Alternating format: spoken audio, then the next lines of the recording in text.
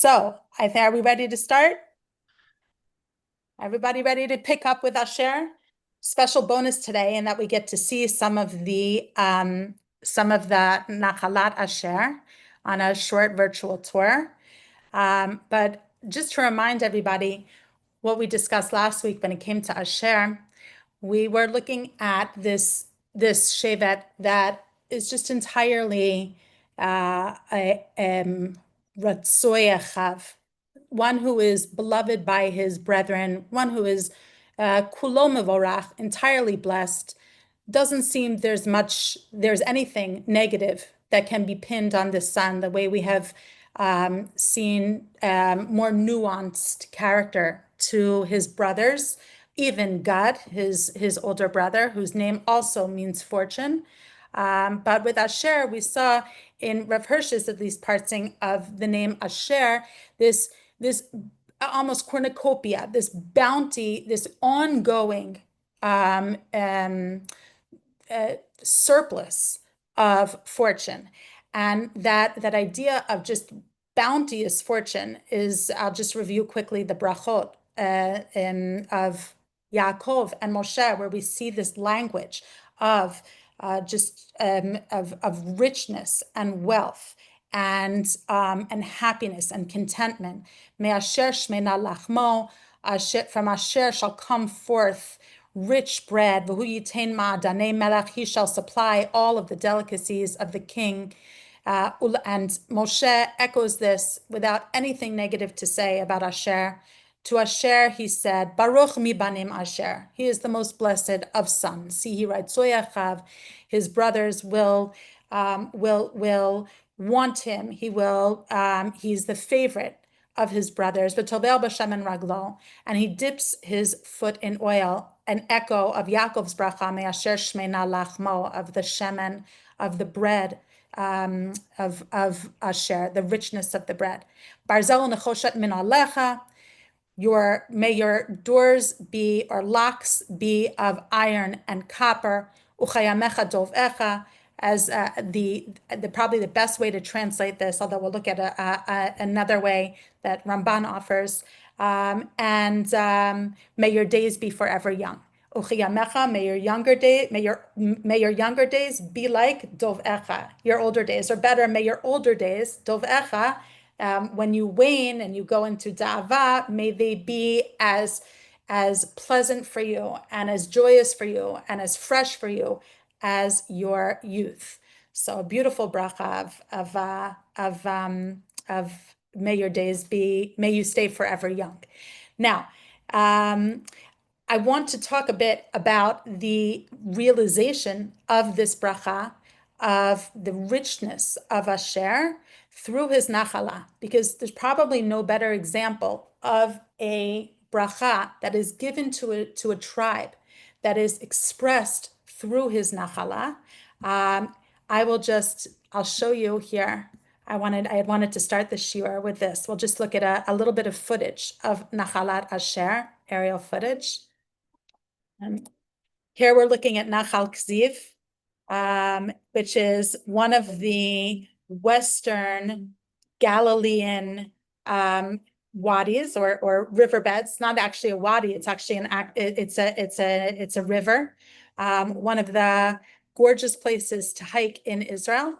As we head off further to the coast, and here you can just see some of the northwestern Galilee and the richness of it, the natural brush, the natural richness, not a land that is given over to growing grain, but a land that is much more suited to growing olives and grapes, but primarily olives. And so it's with that we have a description of the wealth of Asher, with those images in mind. Let's look here at the Gemara in Masechet Menachot that talks about the Nachala of Asher. Vayishlach Yoav Tkoa. Now we're thrown right into a biblical story in the second book of Samuel, where Yoav ben Tzruya, who is the general of David HaMelech, is is trying to help his king who very much yearns for his banished son Avshalom. And he's trying to find a way to bring Avshalom back from his banishment. And so he does this by sending for a wise woman from Tekoa. He sends to Tekoa, Vayikach misham isha chachama, and he draws from there, takes from there a wise woman. Now, before we move into this story, which I'll be reading in English, let's just look at the context of the verses in Sefer Shmuel. Vayada Yoav ben Tzruya ki lev hamelech alav shalom. Yoav knew how much David was pining for Avshalom by Yishlach, but he couldn't the king couldn't justify returning this banished son. By Yishlach Yoav Tekoa vayikach misham isha chachama, and he calls to Tekoa, or he sends to Tekoa to bring the isha chachama to David. Hayomer eleha, and Yoav advises her, Hitablina v'livshina bigdei evel. Dress yourself in clothes of mourning. Pretend that you are in mourning. Bi'al tasuchi shemen, and don't anoint yourself with oil. And make yourself as if you have been mourning for the dead for many days. So don't cleanse yourself or don't anoint yourself with oil. And so it's this reference to Shemen and to Tekoa that spurred the imagination of Chazal, and they want to tell a story about this Tekoa. Now, normally when we think of Tekoa and when we think of this story in Sefer Shmuel, we think that this Tekoa must be the Tekoa that most of us know about. There's a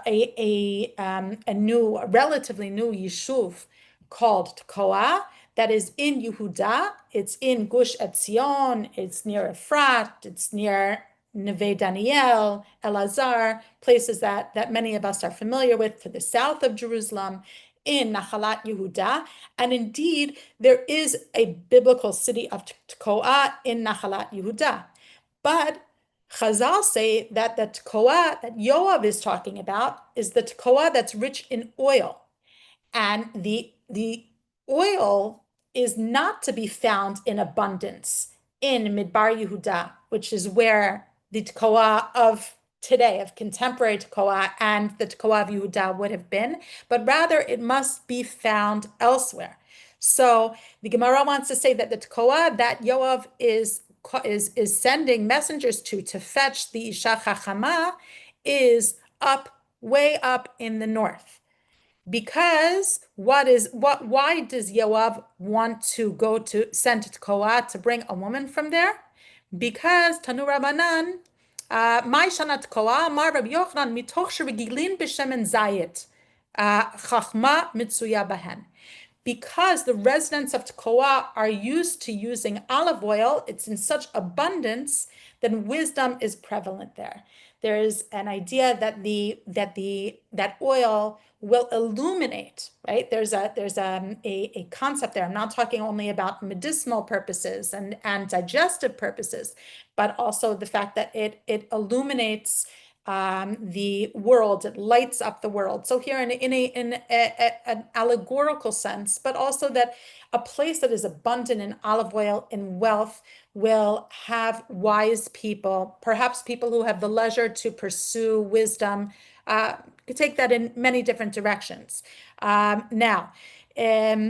is why, but you see that the reason why Chazal are making this linkage is that the verse itself, it has Yoav advising the Isha Chachama, wait, don't do what you normally do, which is bathe in oil or anoint yourself in oil, right? Or even if you're coming to the king, then you would want to anoint yourself in oil. That's something that would be regular for you and abundant for you as a resident of Tekoa. No, abstain from that. So based on the pins in the verse itself, the sages are looking at this place Tekoa as a place abundant in oil. And where would we look for a place abundant in oil? It would have to be in the tribal portion of Asher, in which Tekoa is located. So we are going to be looking for another Tekoa, not a Tekoa down south of Jerusalem, but it's Tekoa way up north in the Western Galilee, in the area, close to the area of the video footage that I just showed you.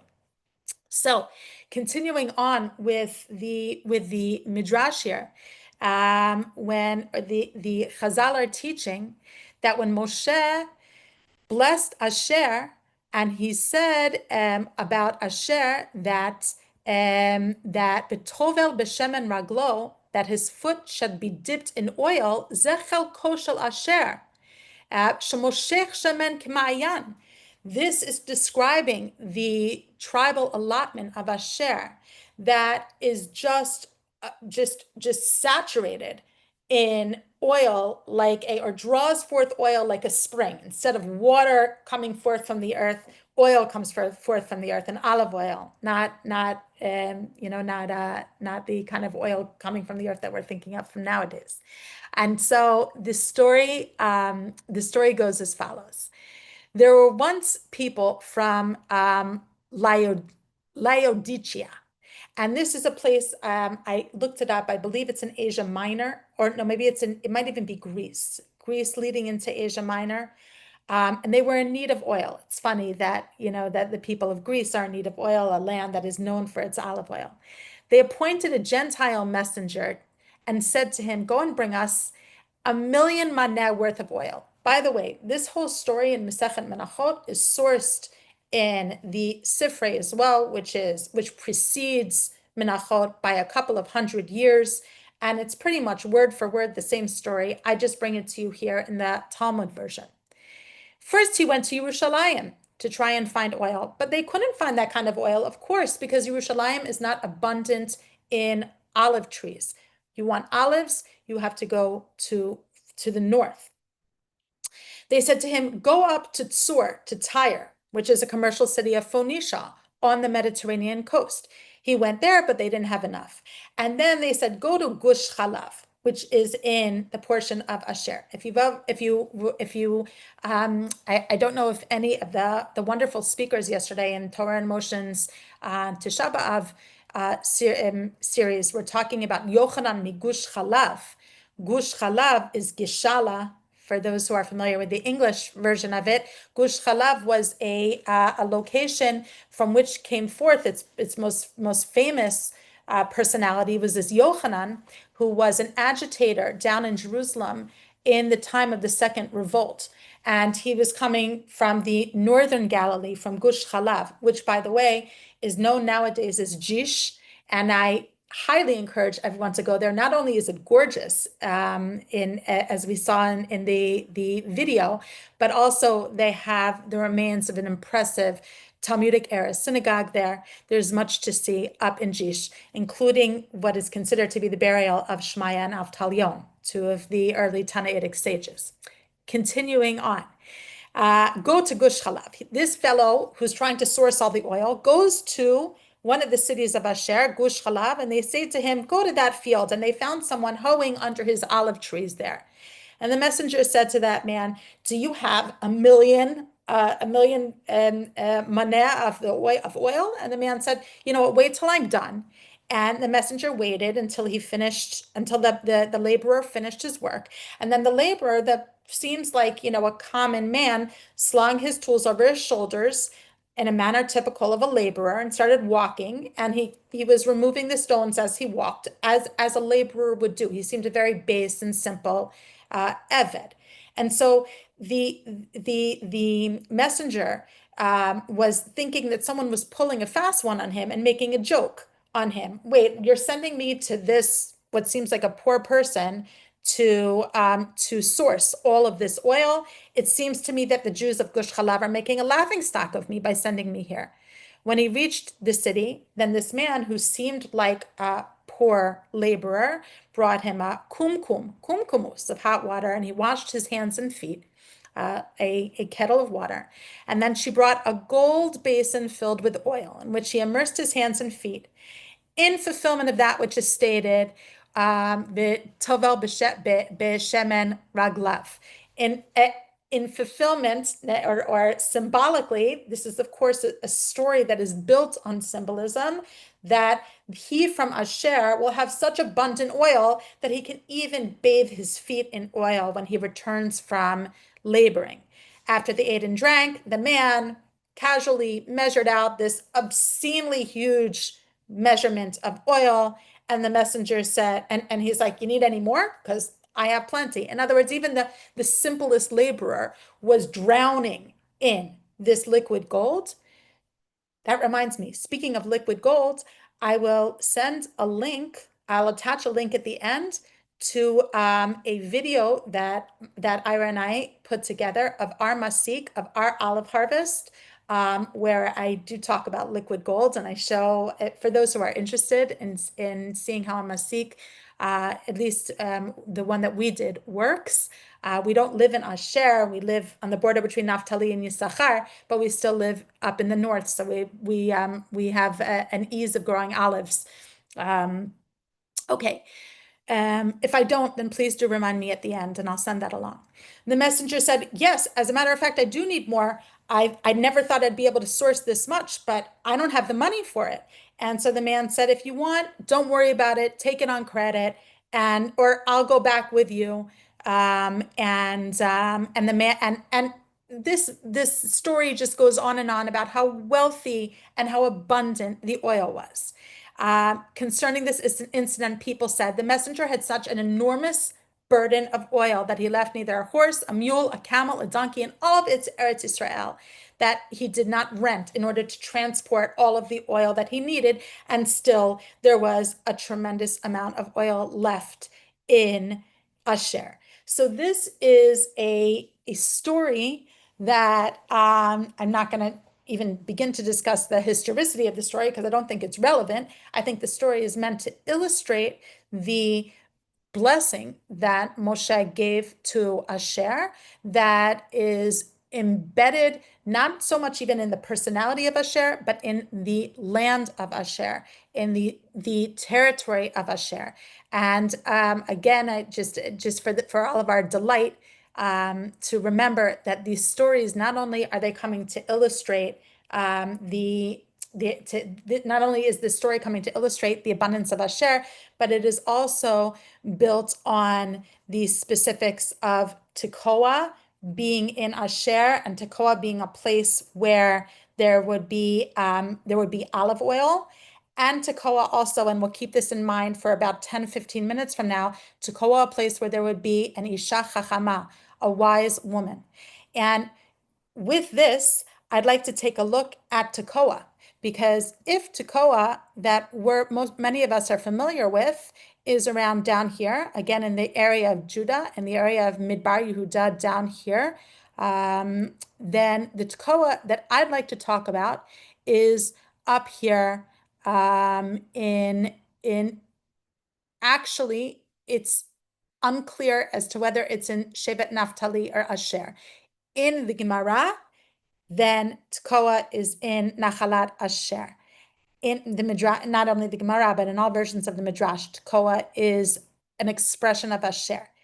Archaeologically, Tekoa may very well be in Nachalat Naphtali, or perhaps we might have to rethink the border between Asher and Naphtali, which is a hotly debated border because of how few identifications of cities we have along this border.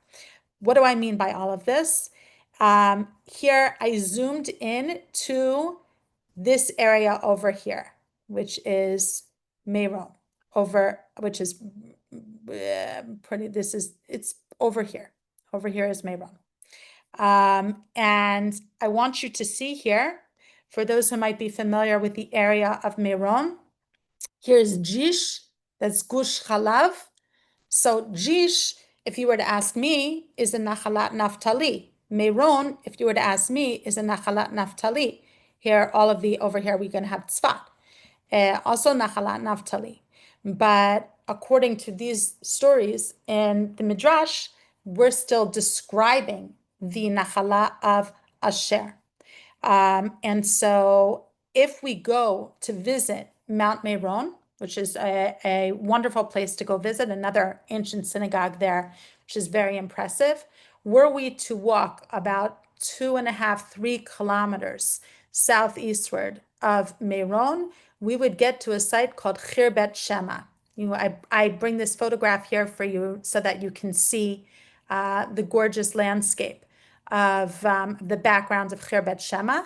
And Khirbet Shema is identified by archaeologists as the Tekoa of Asher.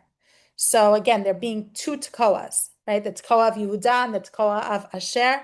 So Tekoa would be over here. I was in Shema about, I don't know, maybe like 4 or 5 months ago. It is a small village from the um, the 3rd century through around the 6th century Common Era. And it is believed to be right next to the grave of the sage Shammai, which is perhaps where the name Shema comes from. But there are various different geographical features of Khirbet Shema that were described within rabbinic literature that seem to indicate that this is Tekoa.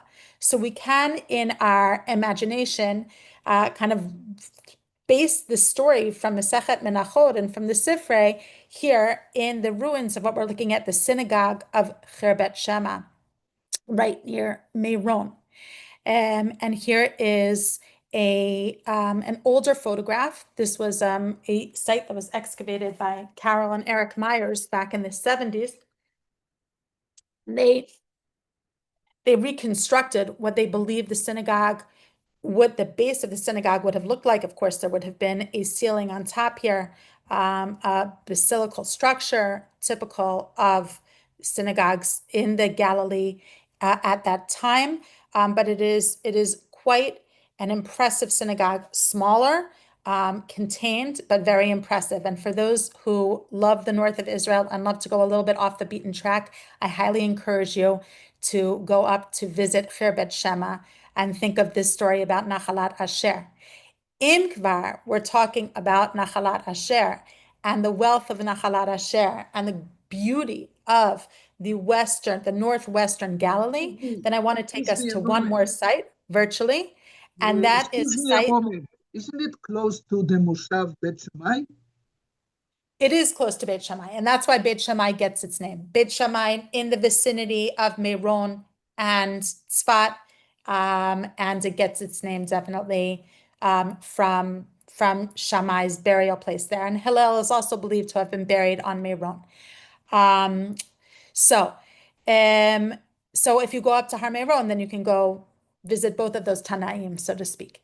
We're Although don't get me started on the historicity of these graves because I just won't shut up about it. But so on that note, I'm going to move to a different site in Nachalat Asher, further off to the east. This one, I think scholars can feel more confident in identifying as a biblical tell, in other words, a tell or ruins from the biblical period, whereas Khirbet Shema is from the Talmudic period and therefore is perhaps a late echo of the Tekoa of the story from the book of Shmuel, which again, I'm not convinced. Remember, it's Chazal are saying that Yoav sent to Tekoa up in Asher, but nowhere in the text does it say that. And geographically, it would make much more sense for Yoav to send to the Tekoa in Yehuda. Okay, so I just want everyone to be clear that here, this Tekoa that we're looking at is fascinating, but it is the ruins that we see are 1,500 years after what would have been biblical Tekoa. But when we want to talk about biblical Asher, then I would take us to Khirbet Rosh Zayit. Khirbet Rosh Zayit is located over here. So here's a little bit of a zoomed out map that will help all of us orient ourselves. Here you can see Haifa, right? And here's Akko, and here's the Kinneret, right? So already when I'm talking about this line up here, everything up here is considered the northern Galilee, everything north of Route 85 over here. And I'm zooming in a bit to Khirbet Rosh Zayit. Now, just to place us, we were looking over here. We were looking right over here in Tekoa, okay, or in Khirbet Shema, which not some, most scholars identify as the Tekoa of the North. But I want to talk now about this magnificent site, very small, totally off the beaten track, called Khirbet Rosh Zayit. Khirbet Rosh Zayit, if you wanted to access it, you'd have to go to the nearby Arab village of Kabul, and then hike there.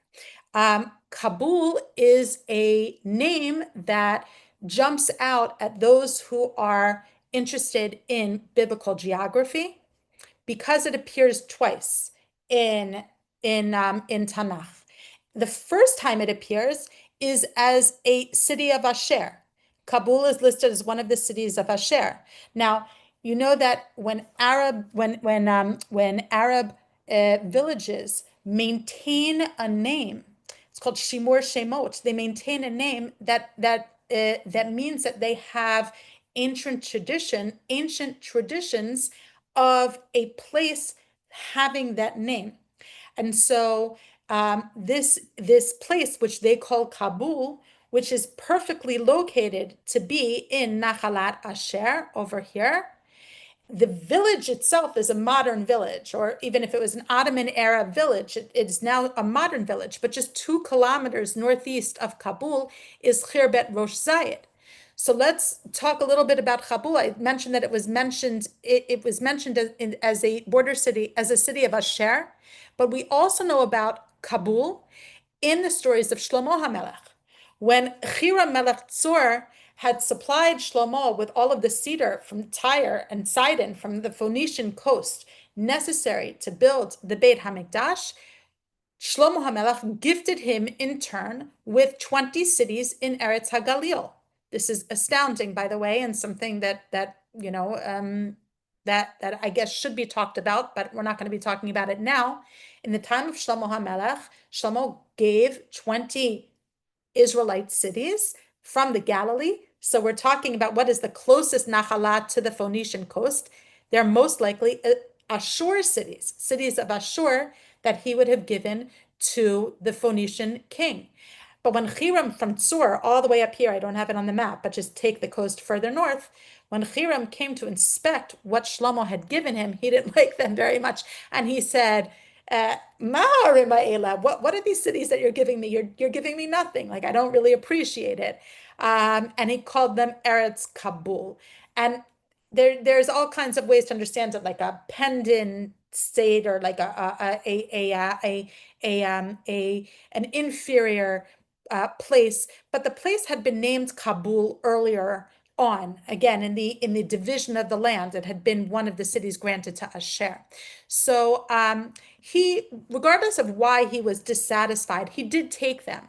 And so when we're looking for Kabul and we're looking for the cities of Asher, we're not necessarily looking only for Israelite ruins, because 20 of Asher's cities were given to Phoenicia. So we would be looking primarily for Phoenician ruins, or if we get really lucky, as we do in the case of Khirbet Rosh Zayit, we would be looking for Israelite ruins on top of which were built Phoenician style structures or cities. And that's what we find with Khirbet Rosh Zayit.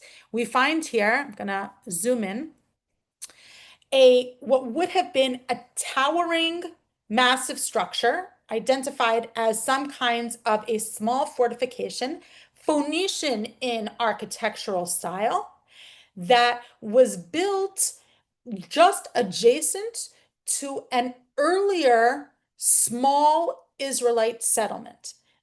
And you can say, Tamar, come on, you're talking about something that was built over 3,000 years ago. What do how do you know any of this? Well, that's how archaeology works, in that we can date different strata, different levels of occupation by pottery and by architectural styles and organic remains in all different ways. So when we have Israelite pottery, and we have a four-room house, which is an architectural style that is unique to Israelite settlement, and that dates to the early Iron period, the late Bronze, early Iron period, which would be the time of the Hitnachalut, when Asher would have gone up to Kabul and settled Kabul because that was one of his cities. Just after that, a couple of hundred years after that, we find Phoenician remains in what is almost conclusively identified as Kabul, the city of Asher, which then became the city of Tyre, the city of Hiram, where you have a Phoenician structure here. Now, much of the pottery that was discovered here, which complicates the matter, is Israelite pottery, not Phoenician pottery, although a good deal of Phoenician pottery was discovered. And that leads scholars to ask, what was the relationship between Israel and Phoenicia in the time of the Malchut, in the time of the kingdom of Shlomo and the subsequent kingdom of Israel? Was there some kinds of an interrelationship where the tribe of Asher kind of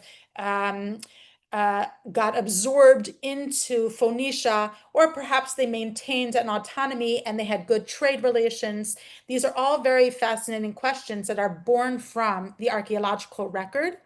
But I will show you here something which, of course, we would expect to find in Rosh Zayit, which means the olive, the head, the olive head, right? The head of the olives, and in the land of Asher. And that is in Khirbet Rosh Zayit, they uncovered copious olive presses.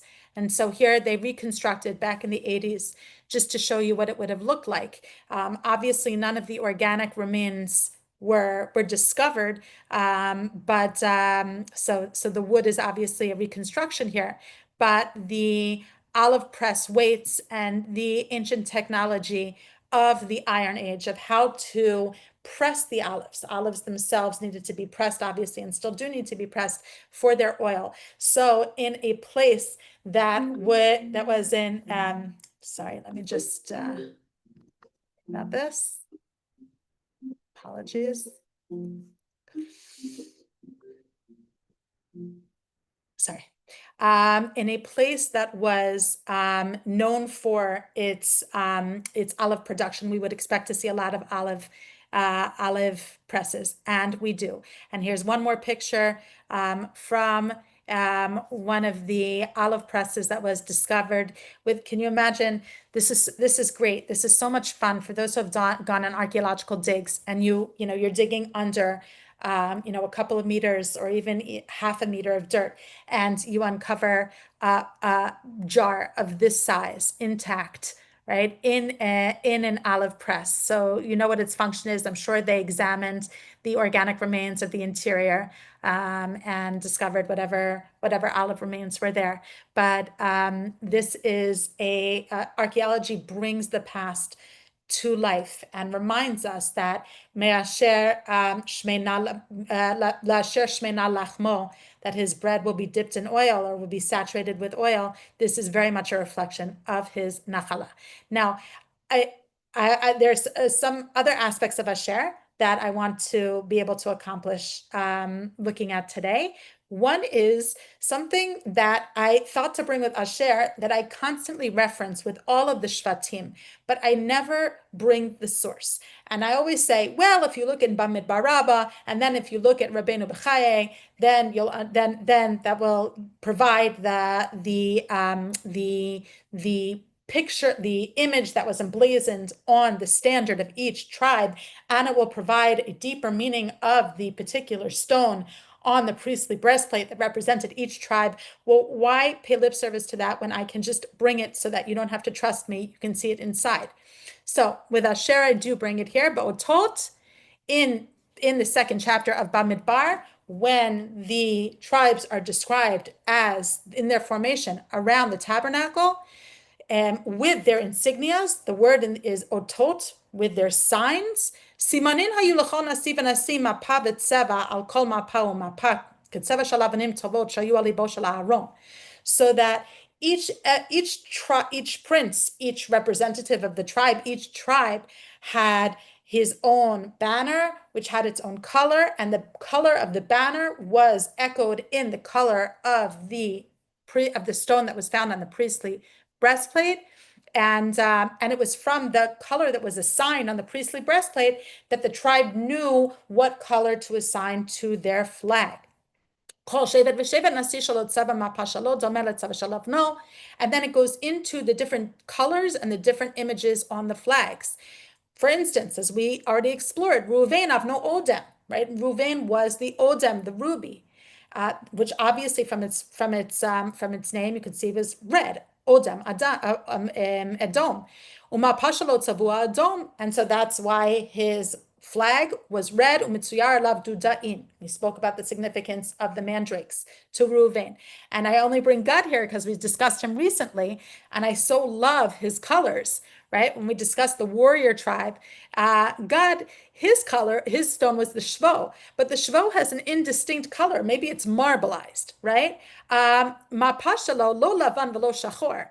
It wasn't exactly white and it wasn't exactly black. Elam mu'urav shachor v'lavan. But it was this, I like to think of it as a marbleized type of background.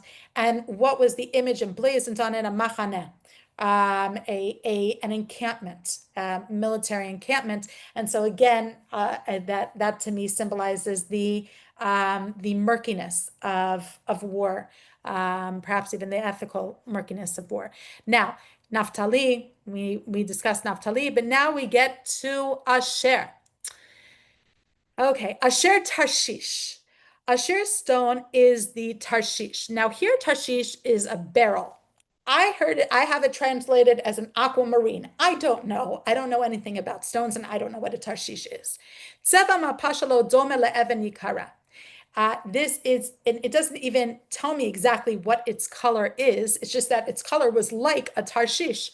But it's like the stone, shemit kashtot bo nashim, that women decorate themselves with or adorn themselves with. And on the flag, as we expect to see, would be an Eitz Zayit, an Ilan Zayit, Al Shem Me'asher Shmena Lachmo, because that was his symbol. And it is this, this idea here that first pops out at us in a very oblique way, which is the idea of an Even Yikara Shemit Kashtot Bo Hanashim, that it has the quality of women adorning themselves with it. And I want to keep that in mind. We're going to have to skip this sifrei for lack of time. Maybe we'll be able to get back to it. It's a wonderful sifrei. We'll get what elements we will get back to. But let's go to the Tana Devei Eliyahu Rabbah, which picks up on the motif of women adorning themselves or somehow being tying women into Asher.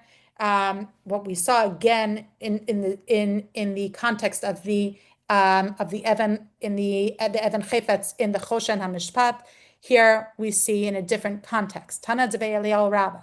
Ula Asher Amar Baruch Mibanim Asher Yehi Ratzoi Echav. The blessing that Moshe gives to Asher. You will be most blessed, or you will be blessed with many sons, or you will be most blessed among my sons, among the sons of Israel. And he will be the favorite of his brothers. And may your end days be like your beginning days. Amru Chachamim, al benotav shel Asher. The sages say about the daughters of Asher, shahazkena k'betula, that the older woman was like the virgin, v'abetula ein la damim.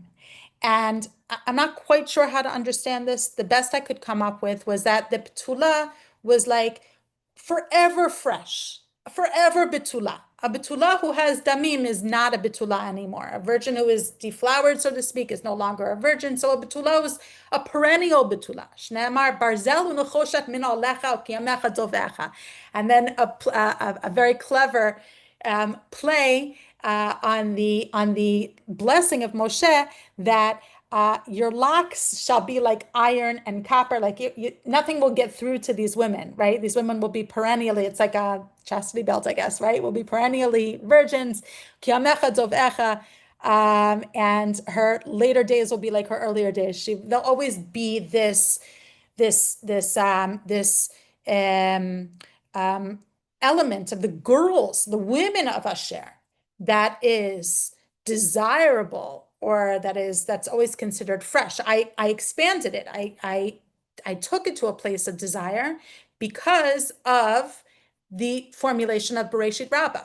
All of these midrashim are hitting on the same thing. We're all talking about women, right? We spoke about the Even HaChoshen being desired by women, and then this midrash in Tana Devei Eliyahu spoke about the women of Asher always being the most quote unquote desirable, the virgins, the what's the word? It's not perennial. It's the constant, right? The always virgin.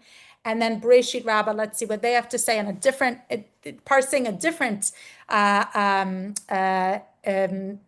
blessing that was given to Asher. Me Asher Shmena Lachmo, that Asher's bread is rich. Shebenotav naot, that there, what does it mean that its bread is rich? It's that its daughters were lovely, its daughters were beautiful or fair. Shne'emar, as it said when Leah is naming Asher, ki ishruni banot. She's the first one to mention this idea of banot in the context of Asher. That's where it all begins. Ki ishruni banot, that that women will think of me as fortunate, but the midrash here is taking that idea of banot with Asher and taking it in a different direction. Not that other women will consider me fortunate, but that the women of Asher are those who are particularly fortunate. When Moshe says that everyone's going to want Asher because they're going to want his women, everyone is going to love the women of Asher.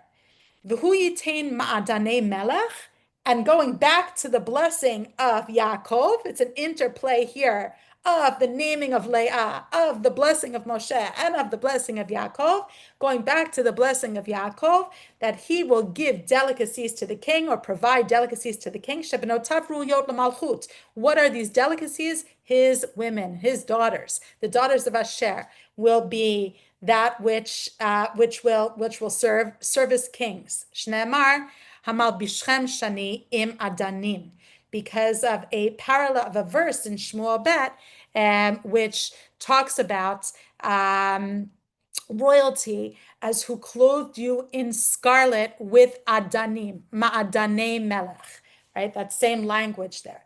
So we have here this idea of women in Asher, which again I'm sure I see sourced textually in Leah's naming of Asher ki yishruni banot, in the blessing of Yaakov, which is L'hu yitain ma'adanei melech, and in the blessing of Moshe, where Moshe is saying Barzel nechoshet min alecha ukiamecha dovecha, where all of the Yehi Ratzoi echav. All of the sages are taking these verses, which don't obviously talk about women, and tying women into the verses. Add to that the quality of the stone that the midrash is saying is assigned to Asher, that is the specially that which women adorn themselves with. So I'm Excuse going me, to, Tamar, can I excuse you yeah, for a second? yeah. Rashi says, Baruch mi banim asher, that the daughters married Kohanim Gedolim, that they were mashuach with the oil. Rashi says that. Okay, yes. So Shehu another, yes, benotav thank you for that. nisuot lakohanim gedolim hamshuchim b'shemen zayit. Okay, Thank you. so So right, right. thank you. So another tie-in of women, of the women of Asher specifically, right? That they were dedicated to the elite of the nation, to the kings, to the high priests. They were the most desirous and most desirable, not desirous, they're most desirable. Now, where does this come from, this motif?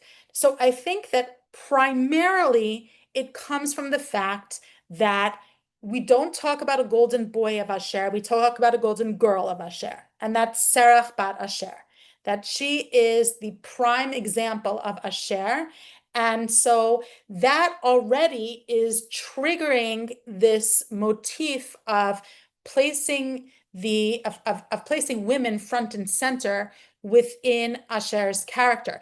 Add to that the midrash about the Isha Chachama mitkoa be'asher, right, where we have this woman that Yoav goes to seek out of all of the thousands and thousands, hundreds of thousands of women that he could seek out to help him. He goes to seek out a woman from Asher. Again, I think it's Yehuda, but okay. Chazal say we want to place him in Asher. So we're always putting the women in Asher, and I'm going to build on what you were saying, Sharon. I believe it was you, Sharon, who was saying this about the Kohanim, yeah, it was the Kohanim Gedolim who sought out these women because of the Shemen HaMishcha, because of the anointing oil that they provided, or there's something about the oil of Asher and the lubricant of Asher, the luminosity of Asher that is found in his women specifically, or that perhaps women are the most dedicated purveyors of. What do I mean by all of this? Let's go to one of the famous stories of Serach bat Asher. And I think that this will illuminate, I use that word deliberately, what is so special about the women of Asher. There's something about Serach that we're going to find in every single Serach story, and that is that she's the communicator. Let's look at this classic formulation in the Medrash Sefer Hayashar in Parshat Vayigash. When Yosef had finished giving them his orders, he turned, went back to Mitzrayim. In other words, Yosef had said to his brothers, it's time for you to go tell Yaakov to come to Mitzrayim. I want to see him. And how do we break this news? When they came to the boundaries of the land, they said, we have this unbelievable news, but our father is old and frail. What shall we do in bringing this matter before our father? For if we impart it to him suddenly and tell him that his son Yosef is alive, he will be greatly astounded at our words. He will refuse to listen to us. It's just unbelievable. Like, why would he ever believe us? When they went on until they approached their houses, they met Serach. And Serach, of course, is going to be described as exceedingly beautiful and wise. Beautiful because of all the midrashim we saw before. Wise, the Isha Chachama from Asher. This is who Serach is. And she kissed them. Her father, their uncles. They took her. They gave her a harp. Go and pray. Go, we pray. We ask you before our father. Sit before him. Sit before Yaakov. Play on the harp and speak to him. Tell him that Yosef is still alive. And she went to Yaakov, she sat before him, she sang, she played beautifully, and she sang in the sweetness of her voice. She sang a song in which she wove in, Yosef, my uncle, is alive. He reigns over Mitzrayim. He is not dead. She repeated it. She did it gently. She did it subtly. She did it through music. And Yaakov heard her words because they weren't pounded over his head, but they were delivered in a gentle way, in an effective way. And it pleased him greatly. And he heard her sing over and over again. And then he finally understood, and he blessed her that you shall never die, Serach, that you revived my spirit, and you caused me such gladness. So may you live forever. And so this is whether or not Serach is one who lives forever. Legend has it, it's definitely a strong midrashic motif related to Serach, that she continues on in service of Am Yisrael as the great communicator. Now, I'm going to go a little bit over time because I started late, so I believe I still have 10, 15 minutes left. So how do we see Serach not only in the imagination of the midrash as a great communicator to Yaakov, but also as the repository of the code that Am Yisrael had kept for hundreds of years, whether they were even aware of it or not, that once it was revealed, would reveal their savior. When they were in Egypt and they were oppressed in Egypt, then they were broken and beaten down, and nothing would sway them to believe that they could be saved. No great sign could sway them. What they needed was they needed to hear a pikida, al siman ha-pikida. They needed to hear something that echoed in their faintest memories. And what they needed to hear was pakod pakadati etchem. They needed to hear that this message that God has indeed remembered you. And so let's see how the Midrash plays this out. It wasn't any of the signs that they believed in, but Vayishma'u ki pakad Hashem. They heard that Hashem had remembered them. Ala shmua ha'aminu. They believed in what it was that they were hearing. V'lo al riyata otot, and not on seeing any of the signs. But meha'aminu, what were they believing in? Al siman ha'pikidah she'amar lahem. On the specific code. It was like words, specific words that were used, that once they were utilized, they realized that indeed the Savior had come. That there was this tradition, again, whether they were aware of it or not, this tradition that had been handed down from Yaakov, that this secret was handed down from Yosef and then Yosef to his brethren. And Asher entrusted the secret to the communicator par excellence, to Serach, and she was still alive. She who Yaakov had blessed with immortality, right? And she was still present at the end of the Israelites' enslavement. Kach amarla kol goel shayavo. And so it was told to her, and she kept this in abeyance. And she said, and she knew that when the Savior would come, when the Redeemer would come, the Omar Levanai, and would say to the Israelites, Pakod pakadati etchem, I have surely remembered you, in that code of Pakod pakadati, hu goel shalamet, then he is the true Redeemer. Kevan sheba Moshe v'amar Pakod pakadati etchem, once Moshe came, miyad v'yamen ha'am. Then Serach said, Yalla, this is our man. She was the one who was entrusted with this communication, with the secret that would be passed down. Now, of course, these are the secret. So lest you think that this is some kind of rabbinic imagination run amok, this pakod pakadati etchem is sourced back in Bereshit. Vayomer Yosef alachav, anochi met, I shall die. Ve'elokim pakod yifkod etchem.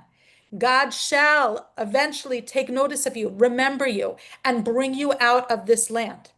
And Yosef swore to, and made the Bnei Yisrael swear, Pakod Yifkod Elokim Etchem. And he made them understand and internalize that God shall truly bring you out.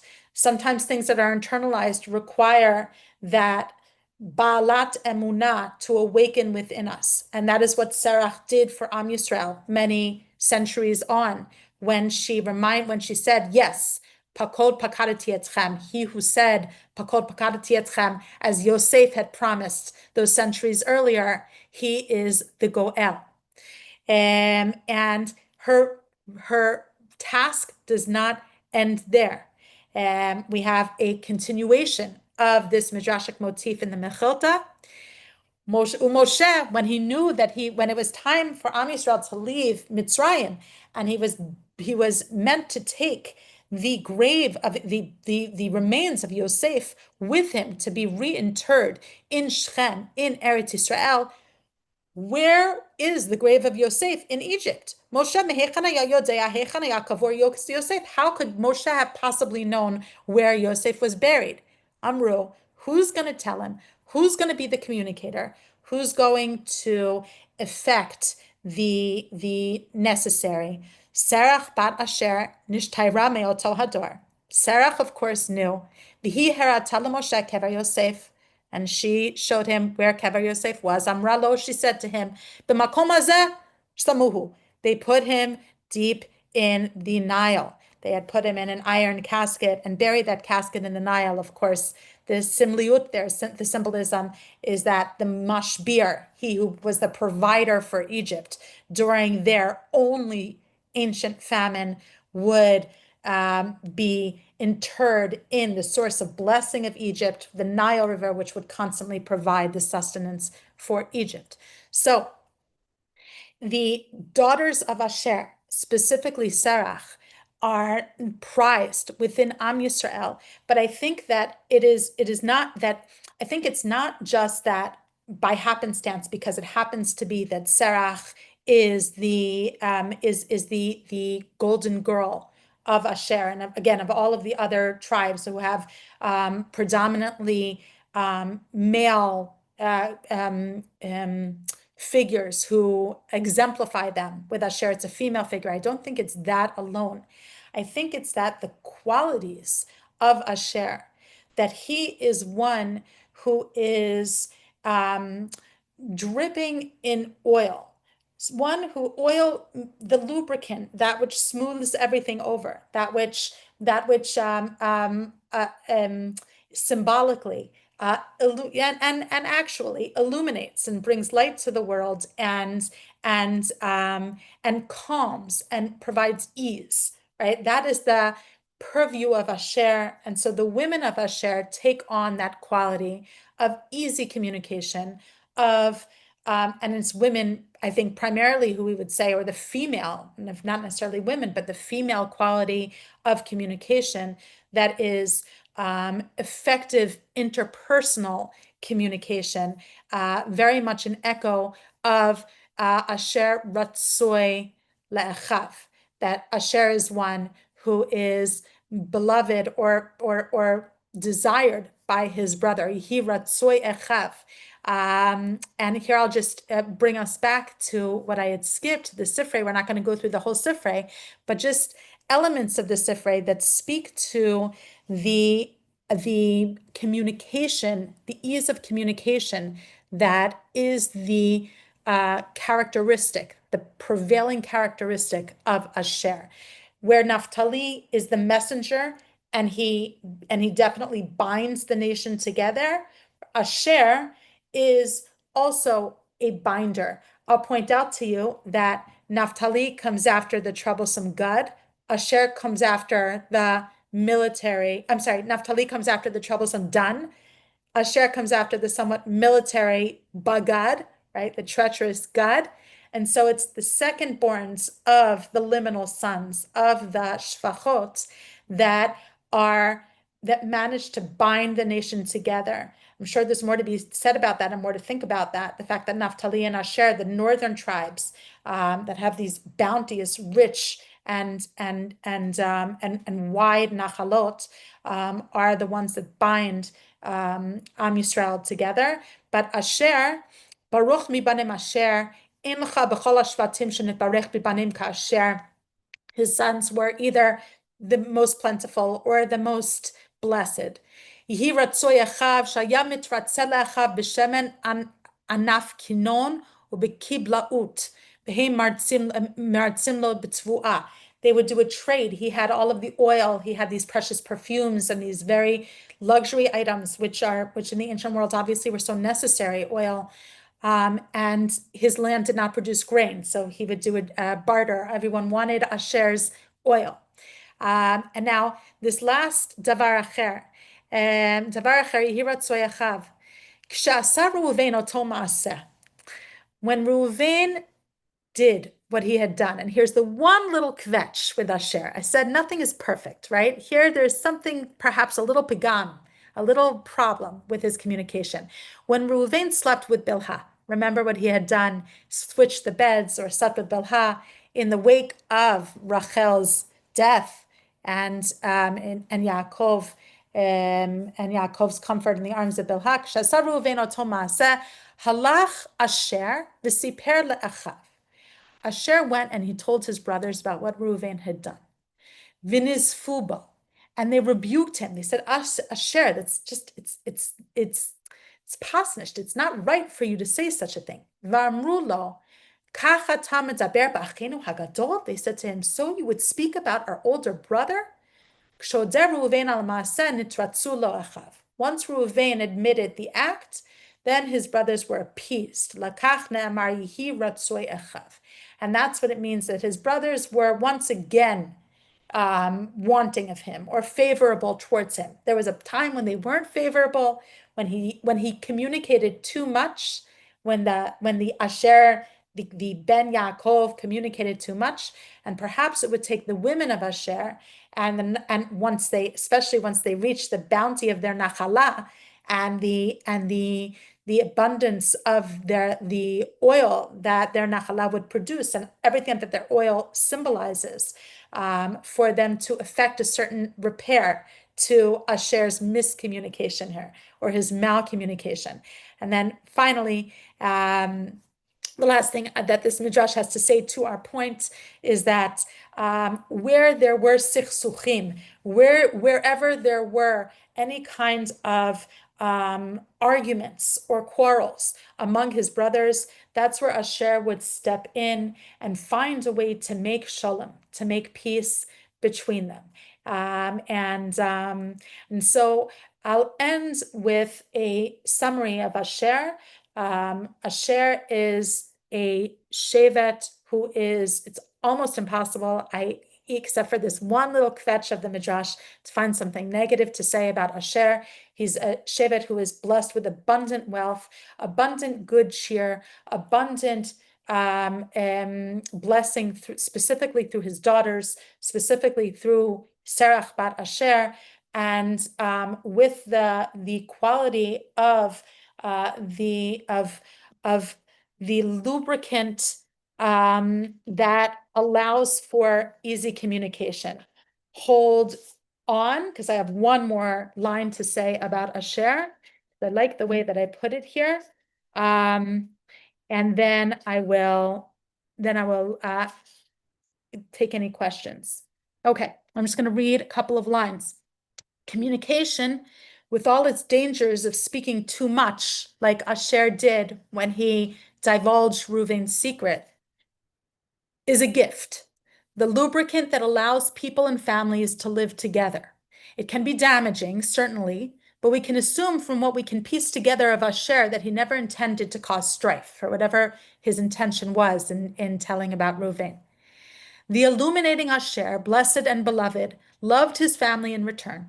Asher was unique in being Ratzoi Echav, favored by his brothers. Ultimately, the brothers made peace with Asher and forgave or were grateful for his well-intentioned discretions. The last, and there was, oh, here we go. This is what I wanted to say about the women of Asher. Perhaps we can find a deeper connection between the prized women of Asher and the olive oil that symbolized their tribe. As oil smooths and balms the skin, an intimate and loving relationship soothes and comforts the tired soul. The qualities of the land of Asher inspired the qualities of its inhabitants. The women of Asher bore the warm and gentle healing and health-giving character of the olive. These Asherite women primarily, and I know I'm going, this is not a flight of fancy of mine, I'm basing myself on the Midrashim of Serach. The women of Asher bore the warm and gentle healing and health-giving character of the olive. These Asherite women would smooth over the rough edges of the nation's leaders, the Kohanim Gedolim and the kings, partnering with them to provide the necessary support that powerful men needed and craved. So I think that there really is a strong connection between the women of Asher and the oil that's abundant in his nachala. So now I will take any questions. And I urge everyone, if at all possible, to come to next week's shiur. It's one of my favorite shiurim that I ever give on Yisachar. So if you can, that would be wonderful. What yishuv do you live? What yishuv do you live? I live in Sde Ilan, which is in the Galil Tachton. It's in the lower Galil. So I don't live It's next to Har Tavor? close, 10 minutes north of Har Tavor. Yeah. Ah, okay. All right. Good. I don't know where Laodicea is, Yosef. I don't know which one. Don't go to Meron the Lag Bamer. I actually went to Meron the day before the tragedy of Lag BaOmer, which was what, 3 years ago? Or I don't know, 4 years ago. I don't remember exactly. But I had gone the day before to see the scaffolding, to see how everything was set up. 4 years ago. Thank you. Yeah, but it is magnificent there. But don't just go to Kever Rashbi, which is wonderful. But make sure when you go to Kever Rashbi to also see the Beit Knesset of Meron from the Talmudic period, it's a 3rd century Beit Knesset, and it's really, really impressive. Okay, so and I said I was going to put the link. Yeah. So if you will, I wish I had a mailing list that I could send, like for this class that I could send everybody. Let me see if I can just, I don't have it readily available and I don't know where to find it easily. So, what you could do, Jay, send Let it me to just Rabbi get- Jay and ask him to append it to, the next. let me just see one thing. I might just check Weissman. Let me see. Nope. Okay, that's not going to work. Yes, I will send it to Rep. Okay, I will send it out that way. Thank you, Ruth. So, Tamar, Okay. so I have just an observation. It's intriguing that Asher's baracha, part of it is Ratzui Echav. And then at the end of Megillat Esther, Mordechai is Ratzui, but The not Rov Echav. right. Rovechav. Interesting why what is For Mordechai. of Esther trying to say? I think that what Esther is trying to say, what Megillat Esther is trying to say, is that we have a precedent for Ratzoi Le'echav, where, that's Asher. Like, if anyone had to be described as Parov, it would be Asher. I did my absolute best to redeem him from his Parov status, right? Mordechai, no leader can be, what's the word? Comprehensively Mhm. beloved, even Mordechai. So this is just it's such a powerful reminder that there will always be dissenters. Mhm. And there will always be those who, and he's from Binyamin. So alachat kama v'kama, a very, very controversial shevet, almost wiped out, hated by the rest of their brothers, for many different reasons, in many different iterations. And so Ratzoi L'Rovechav might even be to, if you associate it with Asher, it might be like, just a demonstration of, let's highlight L'Rov, right? Like it's not like, in case that was lost on you, because everybody's at the end of the Megillah, right? Remember that there is a precedent for Ratzoi Le'echav. So Right. Ratzoi L'Rovechav throws it at you and says, you have to note that Mordechai did not win over his people 100%. No, that's okay. But Yeah. the hidden comparison is Asher is Leah's child, Yeah, and Mordechai is Rachel's child. right. Something there's Sure. something Perhaps. there's just something that's the last thing that the author leaves you with. Yeah. Perhaps I didn't think about that. Mhm. Yeah. Yeah, and this is it. The Yehud, as Rabbi Foreman pointed out, I think that was he who pointed out, in the Esther story, it is really descendants of Binyamin who come to the aid of Yehudim. Okay. It is Yehuda there's- versus So there's Binyamin. an interplay of Leah and Rachel there. Leah and Rachel there. I just want to, it's interesting because there are many other ways of expressing that Mordechai was, or you forget that. If you want to put it in, you could say that. But the author chooses that ratzui. Joy, Ah. L'Rov. Exactly. That's a quotation that he's using on purpose, I would think. I Now, would just have to make 100% sure that there are no other biblical reference, no other psukim that have any formulation of Ratzoi Le'echav. I don't know. That's easily solvable. But yeah, if so, then it is compelling. I agree with you. Yes. Okay. Are there any other questions? Okay. On that note, I wish Thank everyone a you. Thank wonderful you week. so much. Simcha. Thank you. It's so wonderful. We really appreciate it. Simcha. My Thank you. pleasure. Thank My you. pleasure. Thank you. Please, if you can come for Yisachar, he's Okay. Ein Aleph, Ein Al Yisachar. Okay, be Thank well. Thank you, Tamara. Thank you so you. much. My pleasure. My pleasure. Thank you.